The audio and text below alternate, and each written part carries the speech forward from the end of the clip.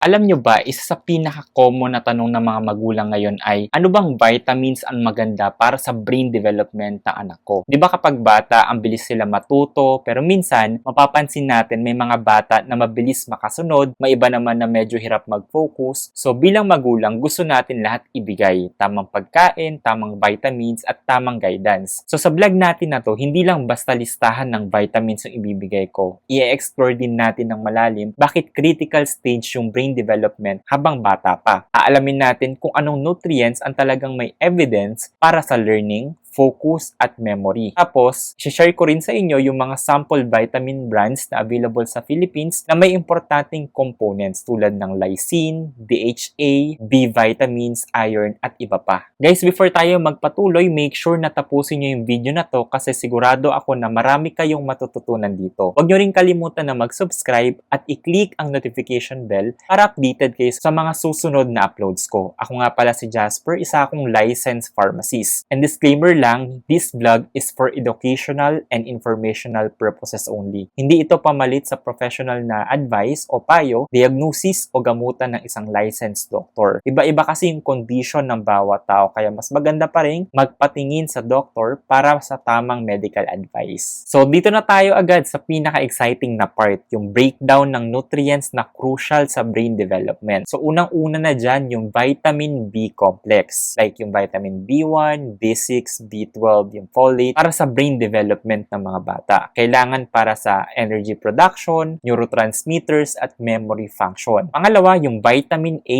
hindi lang pang mata, tumutulong din para sa brain at immune system. Pangatlo, kailangan din na merong vitamin C kasi yung vitamin C, isa yung antioxidant, panlaban sa stress at free radicals na pwedeng makasira sa brain cells. Pang-apat, magandang may vitamin D rin, which is yung tinatawag natin na sunshine vitamin kasi naka-apekto rin sa mood at learning capacity ng mga bata. Panglima, yung vitamin E kasi meron din siyang antioxidant na nagpo-protect sa utak laban sa aging at oxidative stress. Pang-anim, lysine, essential amino acid yan na tumutulong sa growth at sa appetite ng bata. Indirectly, nakakatulong or nakasupport din siya sa brain kasi mas nagiging healthy ang overall nutrition ng bata. Pang-pito, yung DHA, yung omega-3 fatty acid. Pinaka-crucial para sa brain connections, learning, at focus. Kung parang computer ang utak, si DHA ay nag-aayos ng wiring. Pangwalo naman yung iron para sa oxygen supply sa utak. Kapag kulang kasi nito, mabilis mapagod at mahirapang mag-focus. Pang number 9,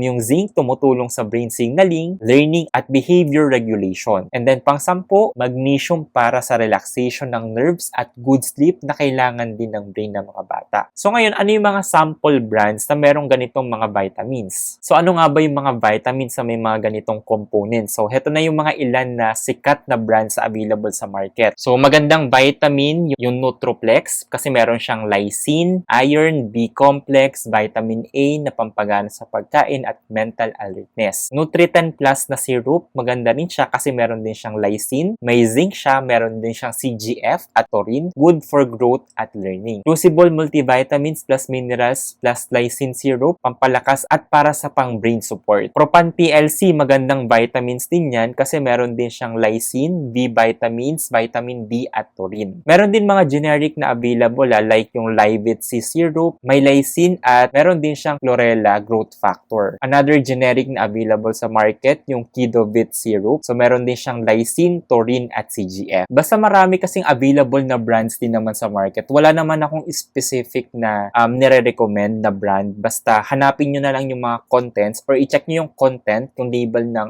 vitamins kung merong mga listahan ng vitamins na nabanggit natin kanina. Minsan hindi lahat magkakasama sa isang multivitamins pero i-check nyo kung alin yung mas maraming component ng mga vitamins na nabanggit natin kanina. Kasi magandang vitamins yun para sa brain development ng mga bata. And take note lang yung mga brands na nabanggit natin, hindi ibig sabihin na lahat dapat sabay-sabay na painom natin. So piliin lang talaga kung alin yung angkop sa age, sa pangangailangan at recommendation ng doktor. Ngayon, paano pumili ng tamang vitamins? Hindi porket maganda yung commercial, bibilin agad. May tatlong bagay tayo na kailangan i-consider. So, unang-una, syempre yung edad ng bata. Iba ang dose para sa toddler, iba rin yung dose para sa grade schooler. Pangalawa, yung nutritional gap. Kung mahina kumain ng gulay o isda yung bata, baka mas kailangan ng DHA o zinc supplement. So, kailangan ma-observe nyo rin kasi yung bata. So, kaya nga mas maganda if magpa-consult kayo sa doctor. Kasi yung doctor, natatanong yung mga kailangan itanong nila para mas mabigay yung magandang recommendation para sa anak ninyo. Pangatlo, form ng vitamins. So, may mga different forms. May syrup, may drops para sa mga babies. Ayan. So, meron ding gummies. Depende kung saan mas comfortable yung bata. At syempre, laging kumonsulta sa pediatrician bago magbigay ng vitamins. So, although yung mga vitamins natin sa market,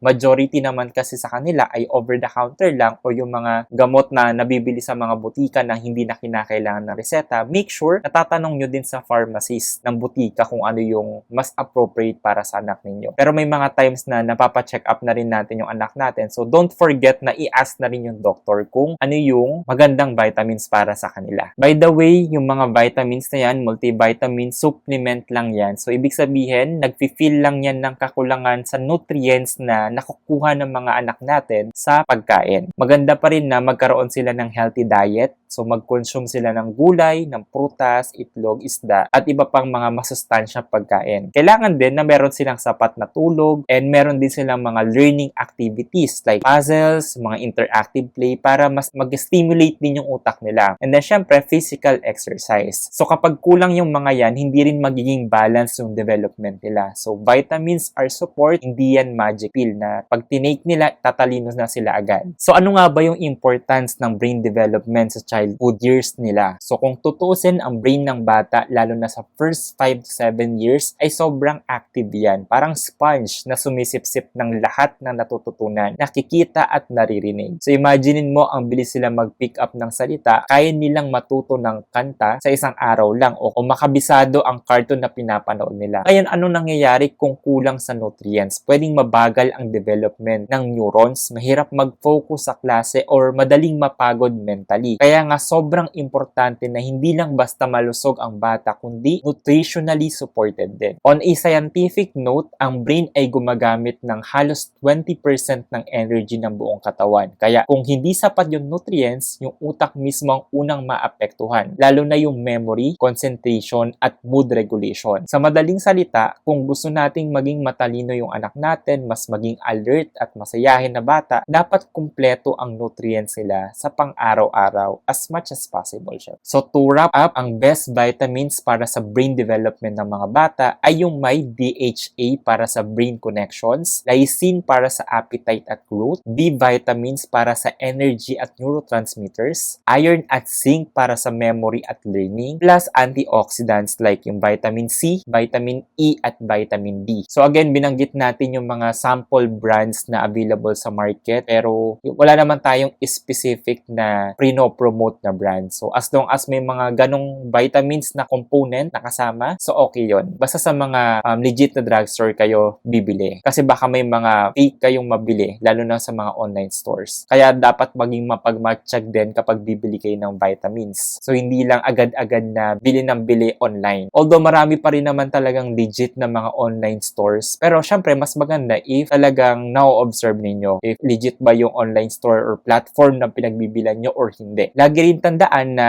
magpa-check up muna sa pediatrician just to make sure. Baka kasi may mga allergy yung anak nyo sa specific na component ng vitamins. So para ma-prevent natin yung allergic reactions. Lalo na sa mga first time na magbibigay ng specific brand ng vitamins sa mga bata. So hindi lahat ng bata pare-pareho. May iba na picky eater, may iba naman na mabilis tumangkad pero mahina ang resistensya, may iba naman na sakitin. Kaya tailor fit dapat ang vitamins. At higit sa lahat, tandaan, brain development is teamwork. Vitamins, tamang pagkain, sapat na tulog at guidance ng magulang. Another reminder, vitamins are support system lang. Hindi ibig sabihin na kung may vitamins ang bata, hindi na nila kailangan ng tamang pagkain at sapat na tulog o active learning. Kailangan pa rin yung balanced diet, healthy lifestyle, at syempre, guidance ng magulang para tuloy-tuloy yung growth at learning ng mga anak natin. So, ayun lang guys. Kung nagustuhan mo yung video na to, don't forget to like, share, and subscribe. At kung gusto mong masundan masundan pa ang ganitong topic about health, medications, nutrition at wellness, comment mo lang sa baba yung next topic na gusto mong i-feature natin. So, stay healthy, stay safe, stay informed. Muli ako si Jasper, isa akong licensed pharmacist. Thank you so much for watching. Bye-bye!